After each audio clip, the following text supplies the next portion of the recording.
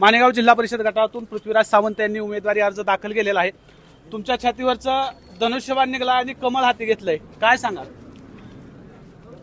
धनुष्यबाण निघलं आणि कमळ हाती घेतलं, दोन्हीही चिन्ह युतीमध्ये आहेत, एकत्रच काम करतायत। त्यामुळे चिन्हामध्ये जरी बदल झाला असला तरी समाजासाठी जे काम आहे, जनतेसाठी काम, ते दोघांचं एकच आहे आणि विकासाचं आहे। त्यामुळे त्याच पद्धतीने काम होईल।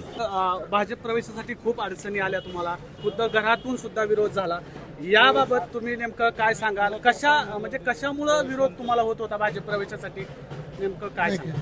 काही नाही सांगणार।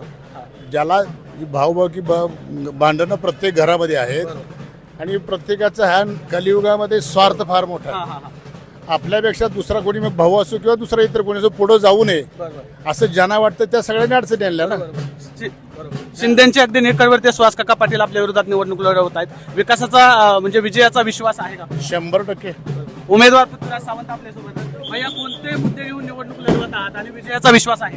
हो, विजयाचा विश्वास 100% आहे।